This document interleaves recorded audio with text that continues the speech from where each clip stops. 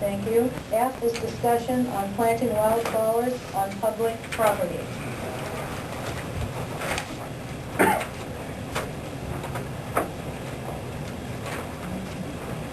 You want to talk about it? Sure. You might remember that about a month ago we had Dr. Huber come see us about the concept that we would, instead of leaving it in grass, that we look at possible locations, public properties that we might plant with wildflowers. There were two aspects of this that I felt we needed to find more out about before we started to even discuss whether or not that was a valid plan. One, we needed to look at the pros and cons of wildflower development. And the second, we needed to identify the potential locations. Really couldn't come to a decision without having those two pieces before you. Probably best to go over the locations I identified first, and of course anyone who can come up with additional locations, you're welcome to do so, but just some ideas I came across were the back portion of the library, the northern areas of the baseball fields out here, the water tower area, the area around the main park station, the wastewater treatment backyard once, of course, the project is completed. Another area would be the area that Dr. Huber spoke specifically about around the old water plant. The area west of Lions Park, I believe that used to be the skating rink area at one point. Some people refer to that as the skating rink area. You just take that road between the park and the cemetery and you go beyond Lions Park and there's just a green area there. And then the other locations were the area, and I would have to see what our agreement with Kids World says, but particularly the area between Kids World and the Greenbelt, that, not the farmland, but the line of trees that runs to the east of the building. And then the other area would be the water well property right there at South 9th Street in Gishwiller. That was just a list I put together after reviewing our public properties and what locations we might consider for that purpose. As far as the pros and cons go, the information I received back, and I'll just go into them a little bit in detail, I was curious to find that one of the bigger concerns that seemed to exist was apparently a lot of the wildflowers require an 80 to 90% lighting requirement. And as you can might imagine, even some of the locations I mentioned would not come near that 80 to 90% sunlight requirement. Another concern was, of course, there'd be public concern about the short-term look, and of course there will be some discontent over the long-term look. You might remember that it takes 3 years for this to go come to full growth, or at least to get well established. And then, of course, there is a maintenance that goes along with that.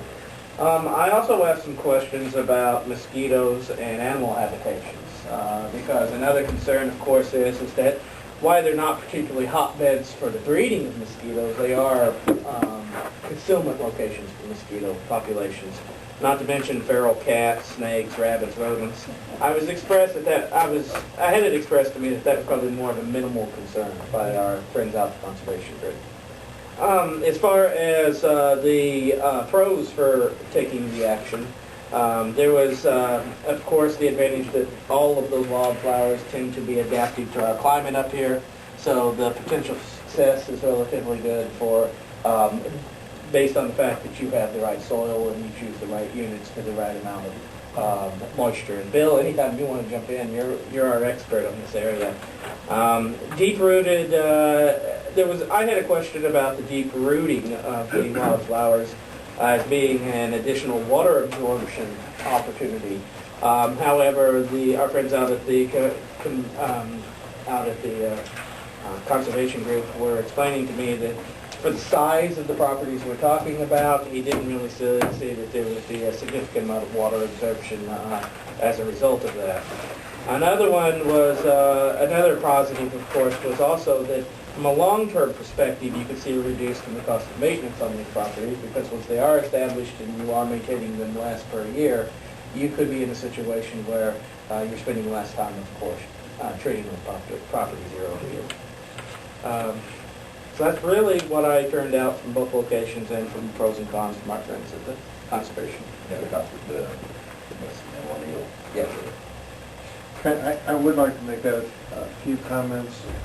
You know, prairie certainly is how this area evolved in resettlement. That's essentially what it was like here before then. With the concept of greening of our cities and making them more, green, that there are a number of communities in Iowa as well as outside of the state that are addressing this. I checked with a friend of mine who's in the DNR, Spirit Lake, Storm Lake, Okoboji, Milford, Clear Lake, Iowa City.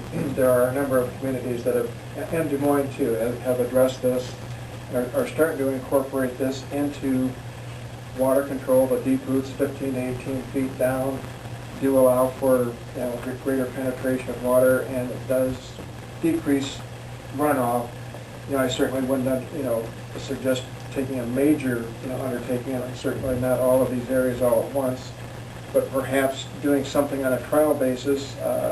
Some of the things that these areas do, as far as they do make it more attractive. They do attract birds, hummingbirds, butterflies, and it is a wildlife area. It does attract some wildlife, and no matter how big or small they are, even a small area will attract things. People are putting these into yards,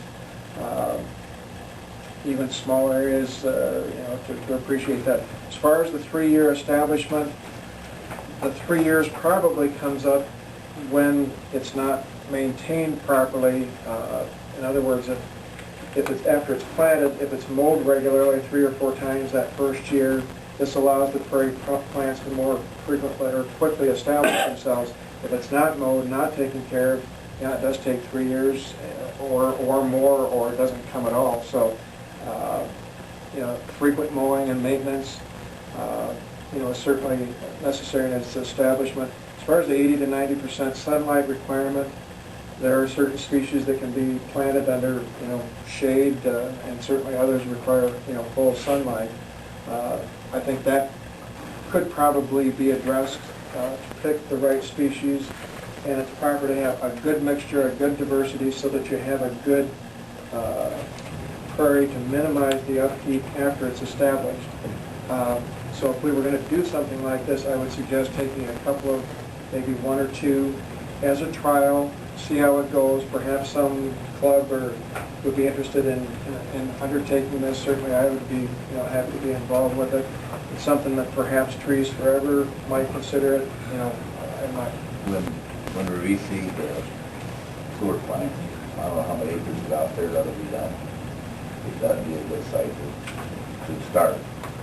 And that's what I think the effective forever probably would go ahead and get it done.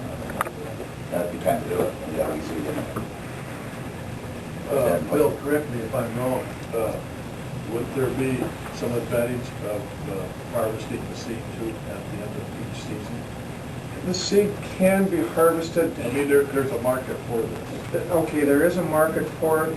To be used in Iowa, it has to be certified. Let's say if it's going to be marketed, for the meet state and federal requirements, it has to be certified.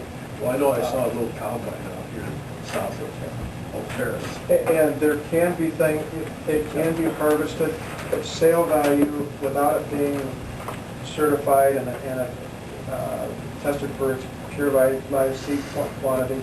That's probably not realistically a consideration. No. But if we were to harvest it and use it at another site locally, that certainly would be a very viable alternative. I would say. Those patches are going to be needed to be de-weeded, correct?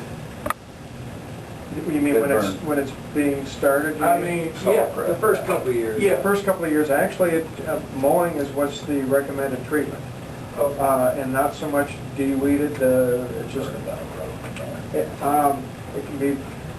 Jim had mentioned to me, burn it down with Roundup. That can be done, prior to establishment and shortly after it's seeded, after the first flush of weeds. Yeah, it can be burned down with Roundup. But as far as any, hand weeding and so on, that's really not necessary. Just proper mowing. Dave?